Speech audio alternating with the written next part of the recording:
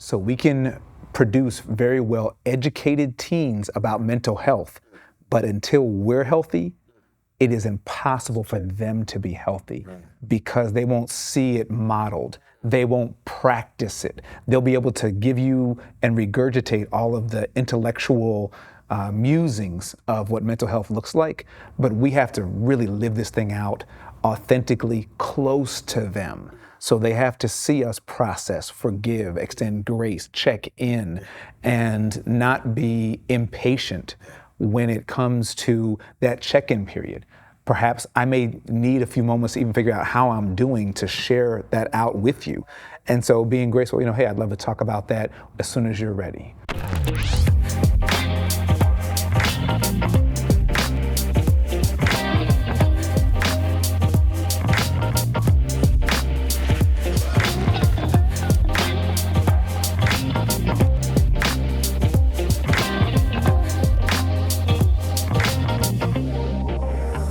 Well, so we're here to have some critical conversations that pertain to the church, especially focusing on the next generation or younger people.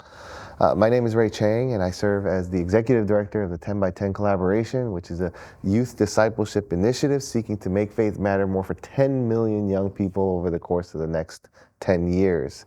I also have the privilege of serving as the president of the Asian American Christian Collaborative, which is an organization that seeks to unlock and unleash the gifts of the Asian American church to the broader world. I'm so thrilled to be with my esteemed colleagues and friends to have a very important conversation today.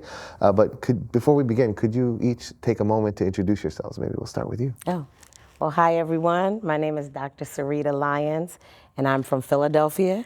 I'm on staff at Epiphany Fellowship Church as the Director of Discipleship and Women's Ministries, and I do Christian education as well.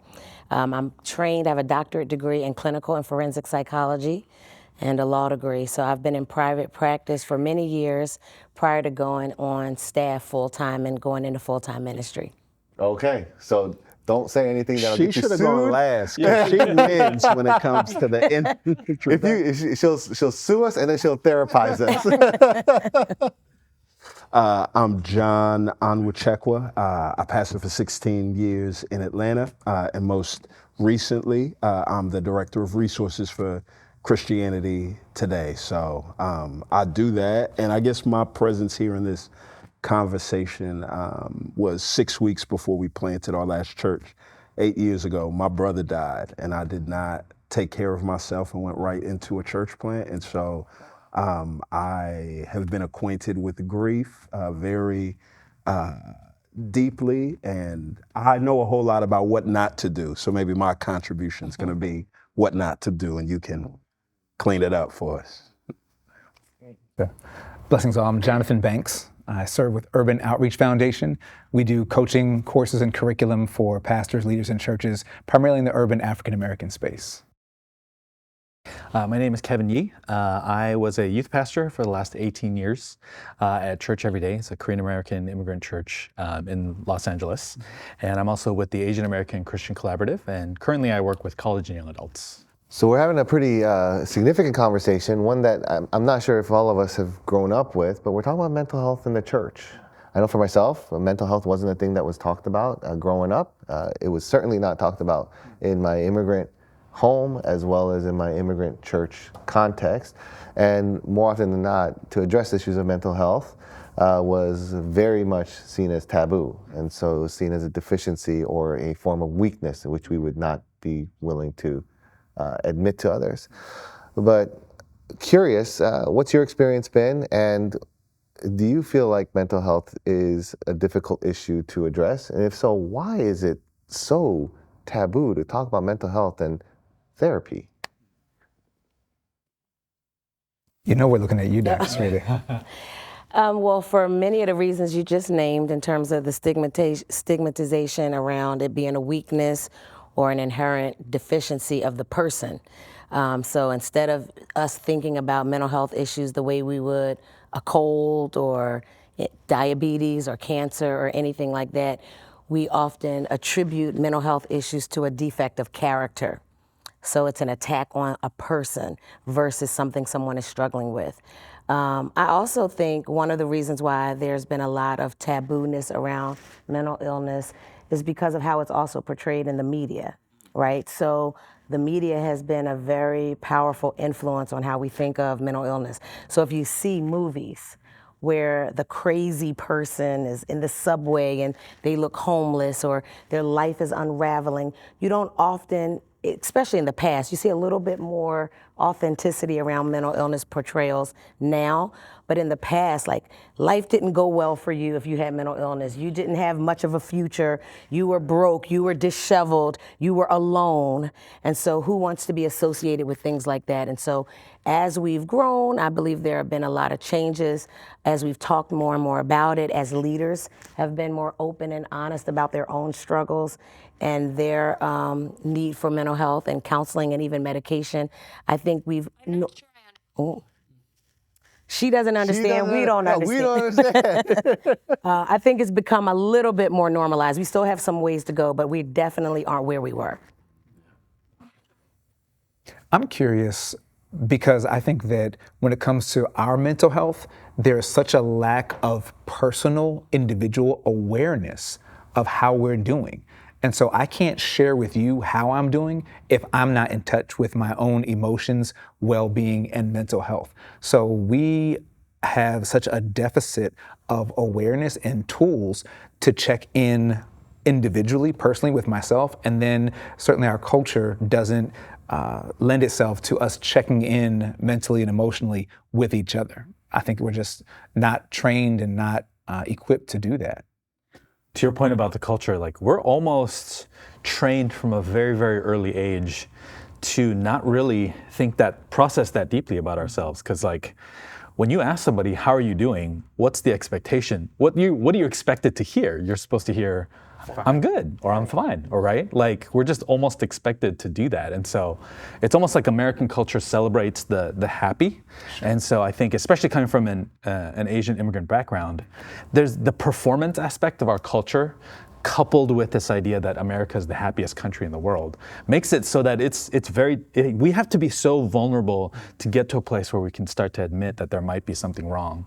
But on top of that, we have to eliminate the fear of then admitting to ourselves that maybe something is wrong and that I need help. And that's not something that's easy to admit. It's very, very difficult to get to that place.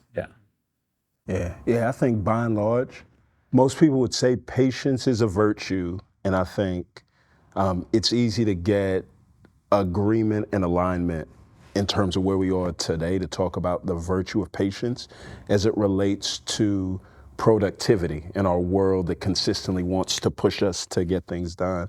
But I found that across the board, there are very few people that commend the virtue of patience when it comes to dealing with grief or mental health. I think we as people are just very impatient when it comes to that because it's such an inconvenience that we want to do whatever we can to move us through and along, and it's just slow work. And so to settle into things like that as solutions resigns us to saying, all right, well, we're going to be here for a long time. And nobody wants to be in an uncomfortable place for a long time. So interesting. I would also just add to that, you mentioned about some Asian American homes and a lot of African American, Black and brown homes.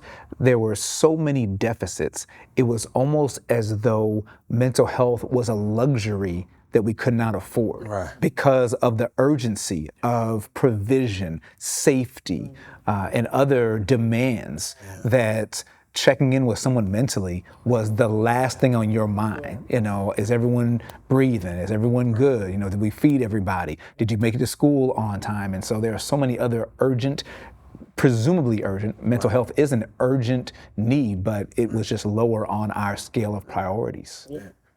And not to stay on this one, but it is that I think we do have a nasty habit of justifying something's value by comparing it to something else. So when you do talk about just the like swath or the spectrum of trauma, right, that comes from tangible losses. I've lost a loved one funeral after funeral after funeral, and you talk about ambiguous losses. I may not have lost a loved one, but it seems like dream after dream, friendship after friendship is dying. When you find yourself in a context where people are constantly dealing with an unfair and inordinate amount of tangible losses, you can almost feel guilty, or like those lesser losses aren't real because they're not as big as these ones. And so there is no space for people to really process. Yeah, and I just want to say, obviously, one of the things I think is great, we're having this conversation, and I'm talking to four men, talking with four men, and I'm the only woman, because when it comes to mental health, we're socialized a lot around gender issues. And so oftentimes women are asked, how do you feel? And men are asked, what do you think? And so if men are mostly asked what they think and not how they feel, it's not even normal for men to be in touch. And then when women are constantly asked how they feel and not how they think, then we think that women are good mentally just because we're asking them to be in touch with their feelings in a way we don't think about men. I would also just add, as a foundational issue around taboo-ness and all that, we have to think about historically how racism has also impacted how people connect with and view mental health, and even how we think about our own wellness and state of being. Because even in slavery and post-slavery, mental health was pathologized, right? And so even things were made up. I mean, if you do some of the research, there were doctors who literally made up diagnoses for slaves who had the audacity to run away, who had the audacity to have freedom, want freedom. So you create mental illness called like drapetomania, which is this idea that a slave would be somehow have a mental defect because they are resistant to oppression. And that the solutions for the mental defect were to be whipped more, right? Or that they were called lazy, even though what they might have is infection in the body, right? From being whipped and sores and bacteria. So they literally had an infection which didn't allow them to push through and work, but that was pathologized as a mental illness. So we have a long history of how mental illness was used against certain people groups, so that now to think, oh, be okay with having something wrong mentally. I mean, even if you don't know those stories, kind of encoded into our DNA and psyche and culture is this idea that you are punishable, you are different, and you are defective, right? If you have some kind of mental illness that is legitimate. The compounding nature of the pain and the trauma, the fact that we minimize our own pain and the wounds that we're carrying through comparing with our own experiences and with others, the histories that we don't know that impact us, that we know that impact us, and it's a lot. That seems like a lot of things to do when you hear a lot of people just say, just preach the gospel. Is there space for this within the church? Should we address this? If we do, or if we should, how do we do it? Well, I think prior generations would, of course, quote the scripture that he will keep you in perfect peace, whose mind is stayed on him. And that was enough for them.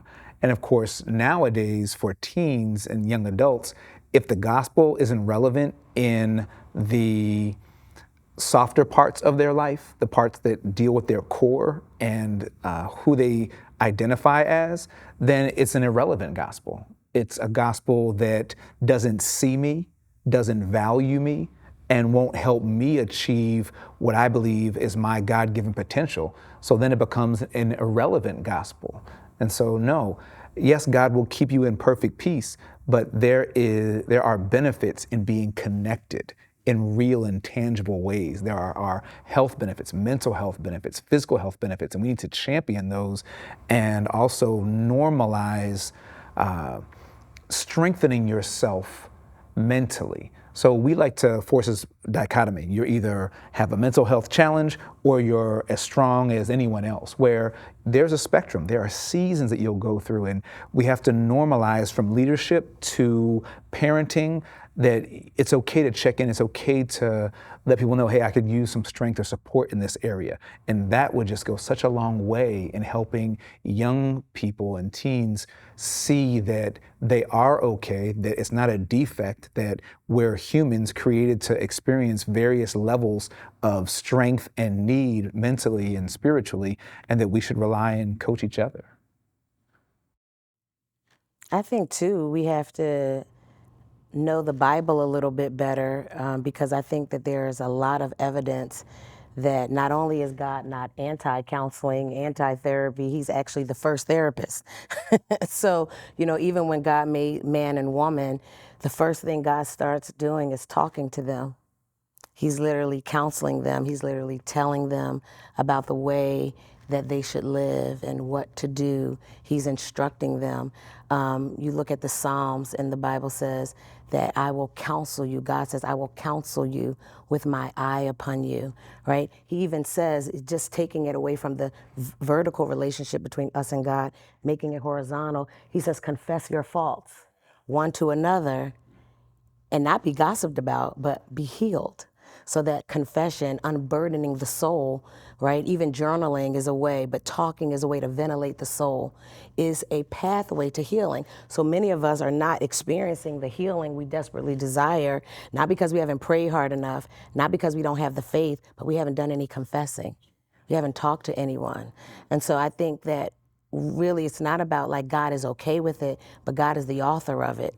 God called us into community. He called us to help one another. He says, cast your anxieties. He's like, the word is anxiety, care, roll them onto God. And I think when we think about rolling them onto God, it's also rolling them onto the prescriptions and ways that God has envisioned for you to be helped. Not that God wants to be the only one. We're supposed to be the hands and feet of Jesus. He says it's not good that we're alone. We're supposed to operate in community. We're supposed to practice the one another's. So whether it's professional or lay, we're supposed to be a healthy community, a safe community where people get some of their needs met, and some of them are mental health needs or their emotional needs.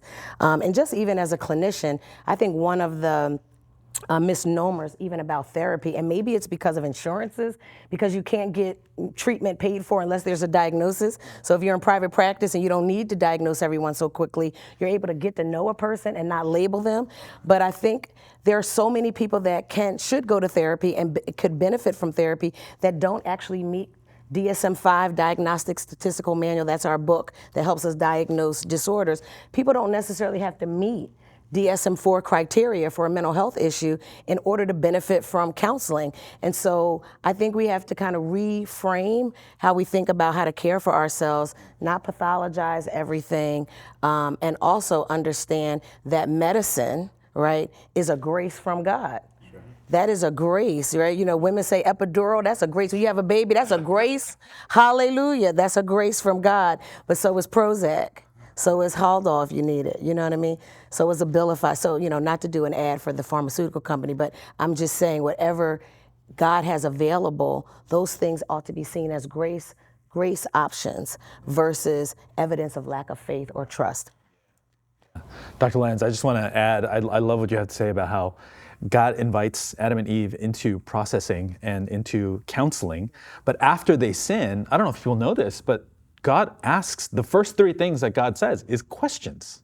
He knows the answer. He knows where they are in the Garden of Eden. He knows what they've been up to. He knows what happened. But why does he ask them questions? It's because he's inviting them into relationship. And then you go to the New Testament, and Jesus is asking over 300 questions. All the time, they're drawing out answers. And isn't that what a good counselor does? Right? And good counseling actually teaches us as lay leaders, as pastors, as shepherds in churches, like how to do that. So even if you don't have a mental health issue, honestly, just with regards to how to do ministry better, if you yourself are able to get counseling, you learn how to better ask questions and how to become a better active listener, which is all a part of discipleship and ministry. Yeah. So then what happens if mental health issues go unaddressed? What happens when grief goes unaddressed, or depression or anxiety? What do you see if that's left ignored within the church? So, I mean, I'll speak specifically to grief because it was, we saw this, we started our church 8.5 years ago, and it was a bunch of 30-somethings. So we weren't acquainted with grief like that. And, March of that year, somebody's mom dies. April that year, my brother dies. May that year, somebody's sister dies. June that year, the day we start the church, things are good. We come back home, my wife's grandmother dies.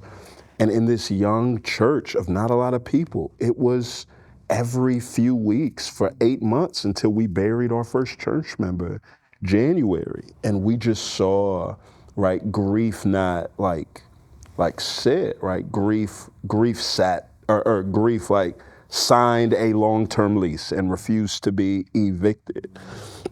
And what you find is that grief, it just like hardens and it settles, and it has this ability to just remove hope from a community. And I think what we learned is that when those things go unaddressed, that you start to find out tragedy is not the real problem. Tragedy doesn't ruin anybody or any community. Hopelessness does. Yes, and where there's hopelessness, then what you find is that we bounce all of the checks that we write as a church about what the gospel's meant to do in this world, right? We have a religion that's fundamentally rooted not just in rules, but in an event that Jesus got up from the most hopeless place. So our message should be, no. All of us can feel hopeless. We feel it, but the reality of the resurrection reminds us that we never actually are hopeless. That's the core of what we say. And so if this stuff goes unaddressed, then what we'll find is that we'll create and reproduce communities that talk a whole lot about the gospel, but are deficient of the power that has, or of the power that's meant to change and transform. So we put out a product in the world that ends up undermining the very power of the gospel that we talk through. So learning to address this is some of our most fundamental work because it's inescapable. Yeah, and I want to actually, because I did frame like grief under the mental health. Is grief connected to mental health? Is anxiety? I mean, sometimes you don't feel it in your head, you feel it in your stomach, you feel it in your chest. What's the connection between your emotional life, your mental life, when it comes to mental health? Yeah, well, I think in the world of psychology or counseling, we would call that psychosomatic. So when you are having mental health symptoms, emotional, psychological symptoms or distress that show up in your body, whether your skin breaks out, whether you're having digestive issues, whether you're having sleep disturbances, like eating too much, eating too little. So heart palpitations, if you think about the fight, flight, anxiety shows up in the body, literally. Your heart races, your palms sweat, your brain is sending signals for you to either fight or flee, or we've also learned another reaction can be freeze. So our body, we are people. We are both mind, we are body, and we are spirit. And one of the things that we often do in the Western world is we compartmentalize those so much, but really we don't think about them having an influence on one another. So what's going on in my mind affects how I'm feeling. What I'm feeling often affects my body and all in between. And so we really want comprehensive health. We want something like holistic health. We don't want to just go to the gym and then not deal with our emotions, right? We don't want to be on a vegan diet, right? You know what I mean? But then we never actually walk anywhere or go out to exercise. So we need to be taking care of all of ourselves and our spiritual health.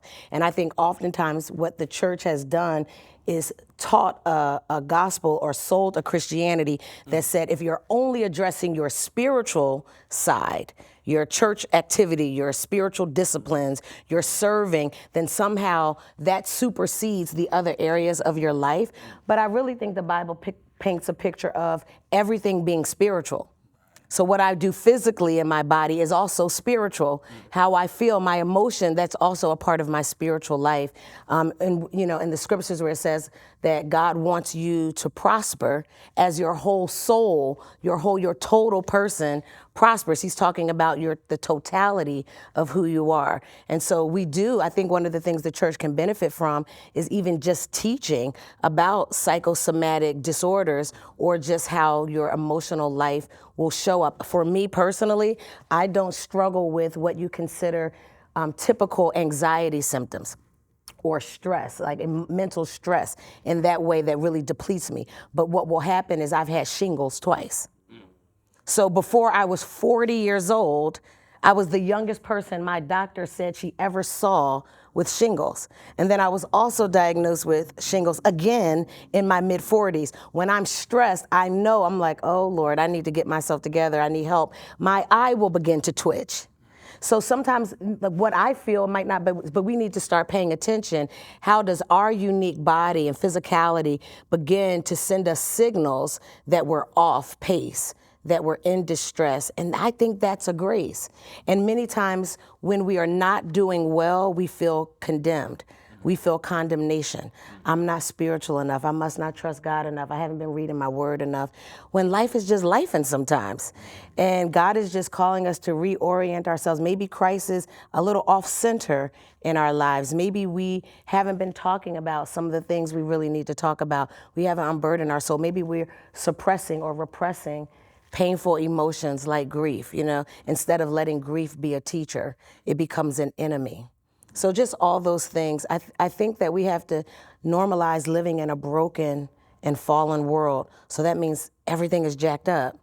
But the hope of the gospel is that we have not only an eschatological promise, an eternal promise to come where we have new bodies and we're no longer struggling, but we have power to live well right now. We have something useful that the gospel does for us in this present, this not what it was, but not what it will be state, that will help us live in a way that doesn't compromise our witness, right? Because we're a vessel, we're a temple, and the enemy wants nothing more than our mind and our body and our spirit to break down. Clinical term? That's what came to my mind. Jacked up came to my mind. But Ray, you asked, what is broken, or what are the effects of neglecting mental health? And I really see relationships, interpersonal relationships, being the first tragedy. Because if I sense that something is off with you, you know, what we would say off, I may take it personally, and I'm offended because you have withdrawn, or you are short, you lack patience, perhaps you're not as engaged as you used to be in our relationship or our friendship. And so I take it personally. And so interpersonal relationships break down, and therefore we also end up in a worse state of mental health, because then our support group is broken and we don't connect with each other on deeper levels. And the last thing that I'll add to that is that a number of schools have begun to invest in social and emotional learning. And of course, we know that some of the most successful business people have strength in social and emotional areas. And so we need to champion and share that these are areas that we want to grow stronger in. And even if we can't get past some of our cultural demonization of weakness, at least let people know that, hey, when you're strong in this area, you bring your best self to our relationship, to the job, to the ministry. And that's what we want. We want you at your best so that we can best support you and that you make the collective better. Wow. I also think if we don't talk about this in this current generation, then we're just passing down generational trauma to the next, right?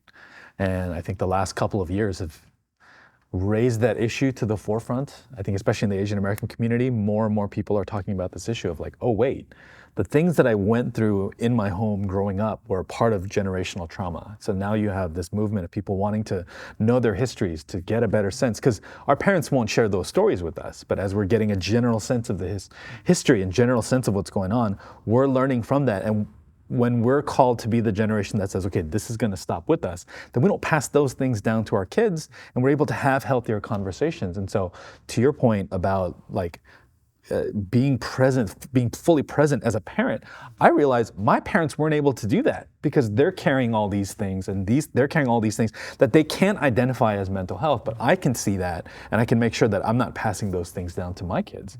And so that's how we set people free from these things, in recognizing these things and just having a lot more grace towards generations above us, and especially for the sake of the generations to come.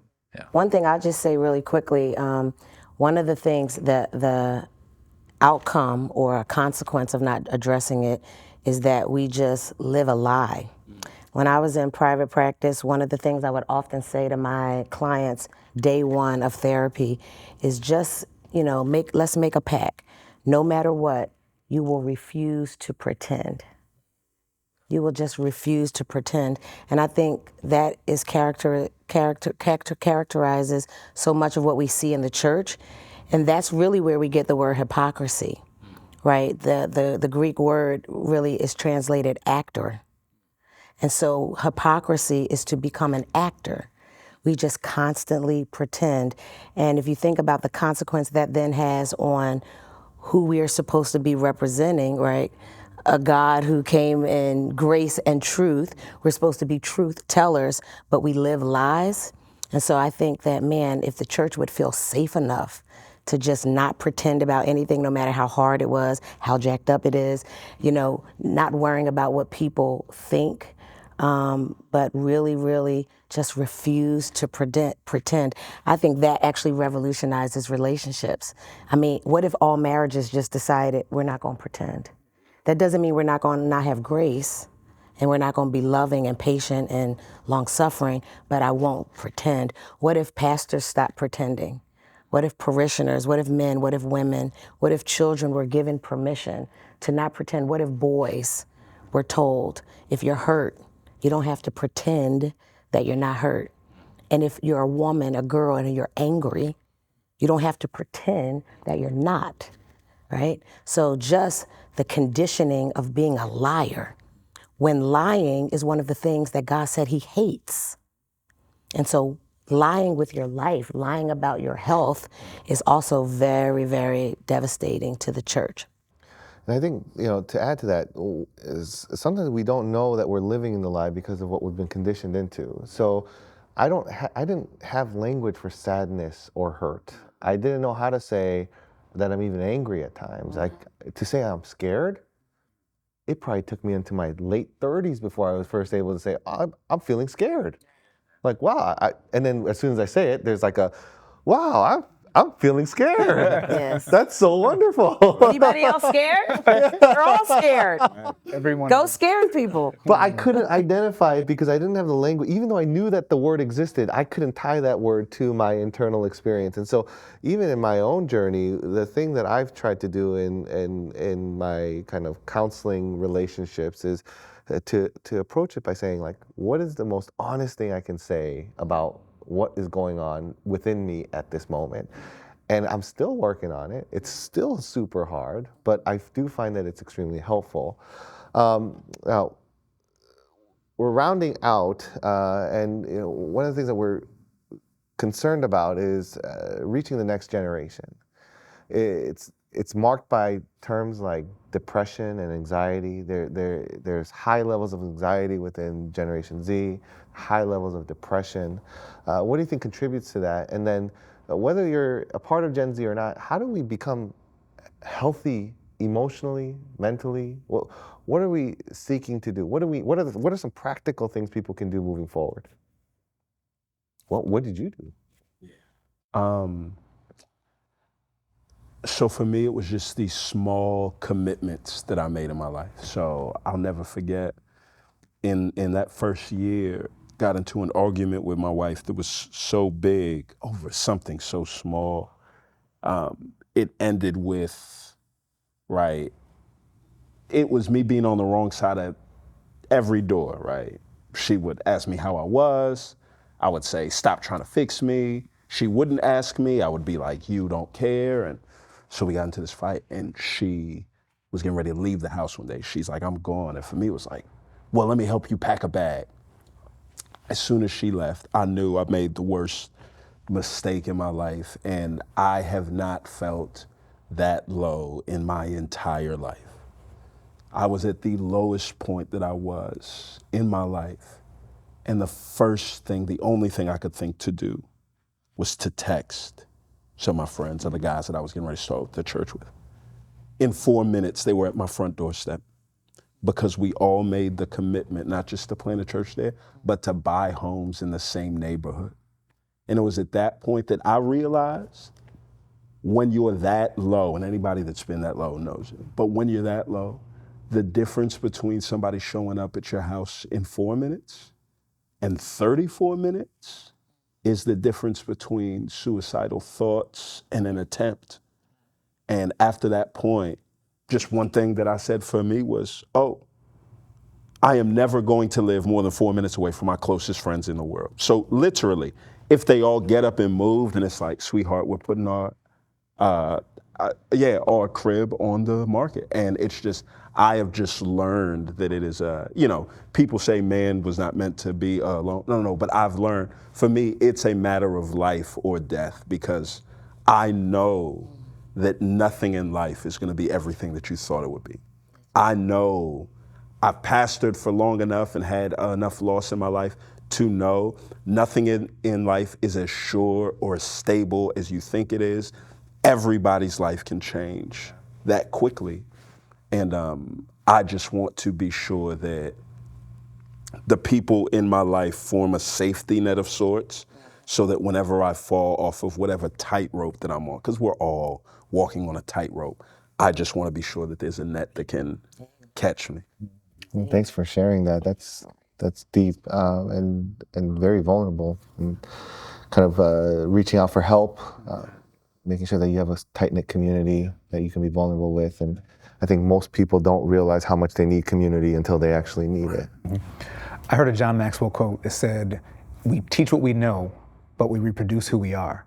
So we can produce very well educated teens about mental health, but until we're healthy, it is impossible for them to be healthy, because they won't see it modeled. They won't practice it. They'll be able to give you and regurgitate all of the intellectual musings of what mental health looks like, but we have to really live this thing out authentically close to them. So they have to see us process, forgive, extend grace, check in, and not be impatient when it comes to that check-in period.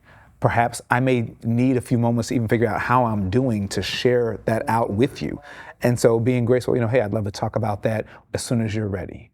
And so there's no rush. Just let me know how you're doing. And we haven't found those safe sharing practices that help our young people see it in us, and to a point of health where they then desire it and are willing to work towards it.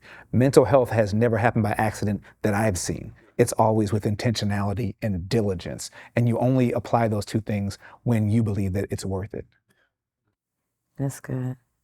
I mean, I think some practical things, one, especially when you think about youth workers or even educating parents, about how mental health often shows up very differently in children versus adults. So, when you think of depression, most adults think of like sadness, mopiness, I can't get out of bed, I can't sleep or eat, or those sorts of things.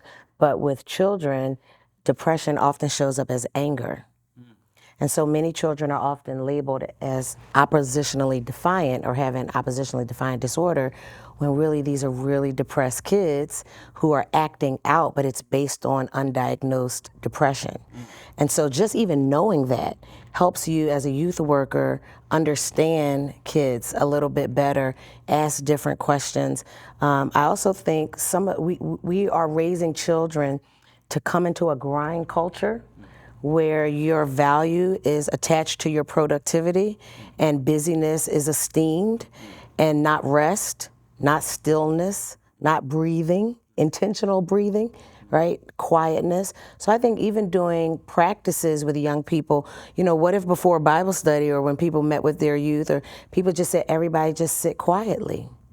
Like learning to just be still and be quiet and take breaths, and practicing forms of mindfulness, being in touch with how they feel, doing things like body scans. Because we're so busy, we don't even know what our body is feeling because we are over talking our body by busyness. So I think there's some just small practical tools that you can do to even normalize rest, to normalize quietness, to normalize stillness, helping young people journal, right? Because not everyone is a verbal processor. Some people have to write to process. Some people, you know what I mean? So just thinking about just like we're different learners, we're different processors, right? Some people learn as they talk. So verbal people, yes, you think, oh, they'll do great in, talk therapy. But a lot of times people just need to write some stuff. Allowing young people to use the arts and creativity, whether it's dancing or spoken word or rap or whatever, to even just get in touch with their emotions. So I think those are the kind of things we can do to build healthier young people. And as been previously said, I think parents, adults have to lead by example and do their own work. And many times we are dumping on young people out of the frustration of our own disorders, our own lack of health. And young people who have less power, less voice, less agency often, are just kind of the pin cushions, and they become the garbage cans of us vomiting up our emotional issues. And so I do think we have to think about how do we take care of the church, take care of parents, take care of adults, take care of youth leaders so that we can better instruct and care for younger people. A friend of mine actually, she's a counselor, and she came to speak at one of our young adult retreats, and she did that right before she spoke. She just asked everyone, hey, take a really deep breath, and just from top to bottom, just spend a few moments just thinking about how well you're doing. Just pay attention to your body right now. And it was so powerful. It was so transformative. And it's something that we've tried to incorporate in various places, just to remind ourselves that, like, pay attention to where your body is right now, even as you're about to enter into small groups or Bible study or something like that. And just what it does is it kind of connects your whole self to what you're about to hear from God's word. And that's pretty powerful. The other thing that I would just want to share is, like, as somebody who really, again, just hasn't worked through a lot of the mental health issues that I had when I was a child, I have a deep fear that the more I talk about mental health, the more young people will think, oh, well, I don't need Jesus then. Right, that's what I'm coming to the table with sometimes when it comes to this issue, and so I'm afraid that, like, wait, but you guys have to understand, like Jesus first, and then all of this. But I'm coming to realize now that actually, again, it's the dichotomizing of those things, and it's not understanding that actually, Jesus walks alongside all of those things, and I shouldn't be afraid to tell people that you should go see therapy, as if I say that, then they'll leave the church because they're going to find their answers. Because the truth is, therapy is not all the answers either, right? So we know that deeply. So it's like I don't want my confidence in the gospel to be shaken by something that feels so frightening. And so I just want to, just encourage, like, leaders and pastors to understand that, like, we don't have to be afraid of this. I think a great example in the scriptures that points out what you're talking about is when Jesus is with Mary and Martha. And Jesus notices Mary's anger because she's like, Martha's anger about Mary not helping clean up or whatever was going on. And he says, Martha, Martha, you are worried about many things. So he attaches her behavior to an internal experience that she was unaware of. He says, you are worried about many things, but Mary has chosen the greater portion. So he's basically combining, you're so worried, you should actually be doing what Mary is doing, which is being with me. Yeah. But so it doesn't mean you have to dichotomize, but Jesus lovingly doesn't say, how dare you talk to your sister that way? But he's like, you're worried. you're stressed, you're anxious, you're whatever it is, sometimes being able to say, yes, you do come to Jesus, right, with that, versus demonize what the person is experiencing. I think too of like the whole book of Proverbs, right? So if you think Israel was probably the latest in the game to get into the wisdom literature book. So you can go and see, no, there's a swath of sections that literally were written as Egyptian wisdom centuries ago. But the difference was they're like, but the key to all of this is the fear of the Lord. Without that key, this is just wisdom. But once you insert that key, now you really have the power to know when to be kind and just to let things roll off your back, and when to be truthful and to speak truth. And you're not going to rely on your instincts to where you just respond based on your current disposition. So it's not that this truth somehow invalidates Christianity, but it's, oh, no. This truth, absence of the key that unlocks it, or this truth really shows the need of, there needs to be something else to activate it. And so in that way, I do think that, us as leaders not shying away from it, but starting to talk about it and embrace it is one of the greatest invitations to this next generation of folks who have already seen the insufficiency of just preach the gospel and don't talk about this at all. Now they're just trying to navigate their way through all of this. Yeah, and I think our teaching, with particularly young people, our teaching and our discipleship has to become way more contextualized, because we're not just contending with like truth versus lie. We're talking about culture, and we're talking about what does it mean to address the cultural ills. And so if you're just preaching Bible stories, if you're just like hammering young people with scripture, but you're not contextualizing it based on their lived experience, we're missing them. So some of the research shows with regard to mental illness, depression, anxiety, and things like that, one study showed that increased screen time and sleep deprivation was one of the leading causes for increased depression among young people, right? Another study showed that adolescents who have, this generation, you're talking about the generation like teens from like late 2000s to like 2017, early 2000s to 2017, this generation has seen more violence on repeat through social media and television than any other generation. And you see a spike in depression around 2011 when smartphones came on the scene. So there is a correlation that we have to just know, so that when we're talking to young people who are tied to their phones all the time, there's a relationship between how you might be feeling and some of the ways in which you've just been conditioned to living. Also, another study showed that young people or people from that generation are more concerned about climate. Older generations are kind of like, baby, I'm leaving here and can't take none of this with, and they're actually thinking about the trees and the plants and in ways that older generations are not. So even to think that people are really scared and concerned about climate.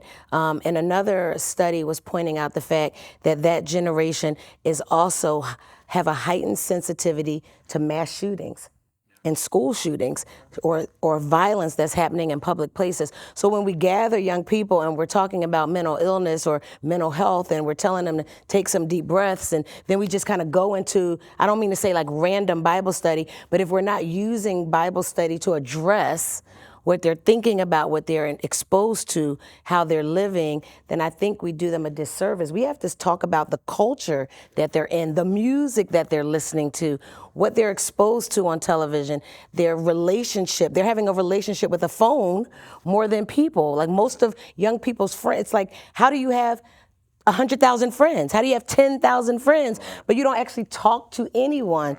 So those are some of the things I think the gospel wants to speak into as well. Wisdom wants to speak into as well. That's good. Well, thanks for having this conversation with us. What a rich conversation. How would someone who doesn't know whether they should go to therapy or not, decide to go, and if they did want to go, where would they start? Yeah, so I think this is a great question and should alert the church that we need to create resource lists. I think a lot of times we're trying to change wheels on a moving bus. And so every church, just to start with that part, should be thinking about who can we begin to build relationships with in our community who are people who do this work that we trust or we've gotten to know or maybe are believers, hopefully believers, that when we send someone to them, we have a little bit of knowledge about their expertise, their clinical ability, their heart for God, their heart for the people. So I think the churches need to create resource lists and we need to empower parents to have it. One of the things is I think they should just go. And what we don't often talk about in therapy is you can court a therapist. Like if you start with someone and you're not feeling them and it doesn't, I always tell people at least try to give it about 3 or 4 sessions because sometimes you don't like someone because they just telling you the truth or you don't really want to be there anyway. But if it's really not working for you, you absolutely can like end that relationship and try again. And so I think that it's okay to try different therapists out. And you don't sign your life away. You don't have to be in therapy forever. There's brief therapy, there's short-term therapy, there's crisis therapy, and then there's long-term therapy. So I think the best advice would be seek help from a parent or a church leader. Prayerfully, there's a resource list available.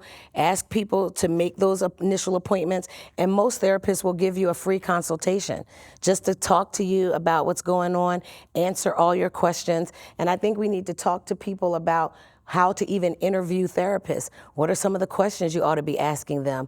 How do you get to discern if they're even an expert in all the stuff they say they're an expert at on their website, and really get a sense of whether this person is someone you think will be a good fit for you. That's good. Well, with that, we'll wrap it up. Thanks so much for having this conversation. We look forward to having more. Thank you. Great. That's great.